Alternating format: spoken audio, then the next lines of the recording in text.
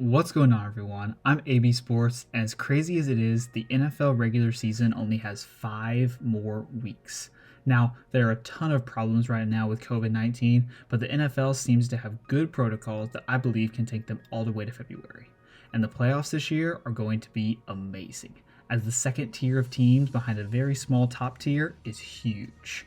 The Chiefs, Saints, and Steelers make up that top tier, but after that, there's 12 to 14 teams who are all pretty even, and many of them play each other in the final 5 weeks as they battle for seedings and trips to the postseason. Today, I'm going to talk about the 5 biggest games left for the regular season.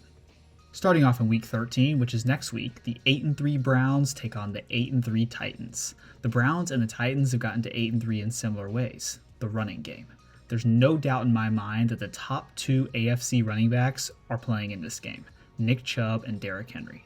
Both running backs have more than 100 yards per game this year, ranking first and third in the league, and are the engines that make their offenses go.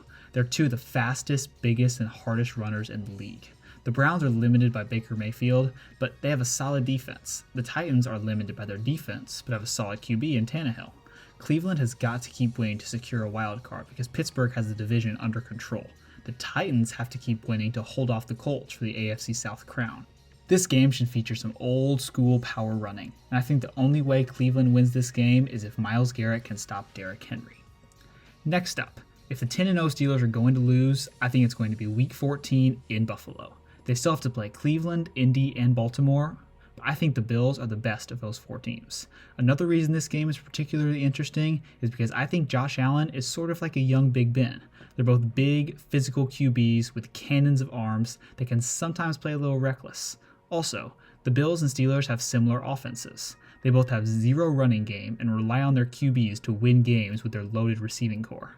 The way to beat the Steelers is by exploiting their corners and linebackers. TJ Watt and the D-line are so good, and the pass rush will be coming, but watch for Stephon Diggs and Josh Allen to put up huge offensive numbers on the outside, and expect a high-scoring game despite the Steelers' lockdown defense. In Week 15, we may see a Super Bowl preview, as the 10-1 Kansas City Chiefs travel to New Orleans to take on the 9-2 Saints. Both teams started off a little slow, but now are both on a tear. Kansas City has won 6 in a row, and New Orleans has won 8 in a row, and these two are without question the most dynamic offenses in the NFL. I like teams that have more than one way to win. The Chiefs are obviously capable of winning on the arm of Mahomes, but they have some defensive studs, and I've seen Clyde single-handedly beat the Bills. The Saints offense has so much to throw at you.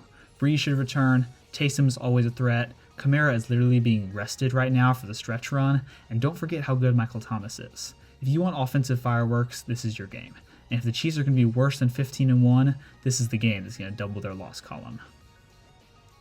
Hear me out on this one, because anytime during the 2010s, the Dolphins versus the Raiders is not a good game.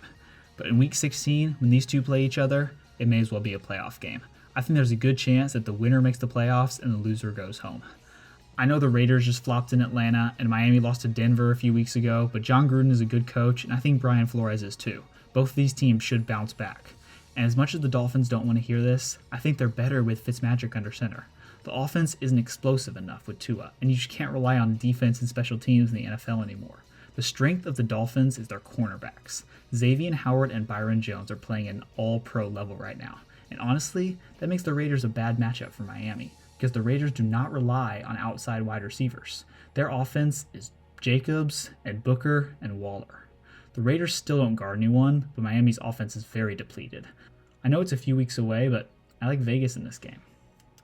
And last but not least, the game for the NFC 5 seed and a matchup with the NFC least winner in the first round of the playoffs. The NFC wildcards are going to be the Bucs, Rams, and Cardinals, barring something crazy like Minnesota winning out. Tampa is riding the struggle bus right now, so honestly, I think they'll be the 7 seed, which leaves the Week 17 matchup between the Cardinals and Rams. The difference in this game might be the difference in a first-round matchup against the Packers or the Washington football team. Arizona and LA are fascinating to me because they're so different. The Cardinals don't play much defense with just a few underrated players and have a few superstars on offense that carry them to victory. The Rams don't play much offense with just a few underrated players and have a few superstars on defense that carry them to victory. Exact opposites. Which will prevail? Like most Rams games, if Donald gets to Kyler and Ramsey locks down D-Hop, LA should win the game. but you never know with Jared Goff. Goff's Carson Wentz-like season is being hidden right now because of the Rams' success on the defensive side of the ball.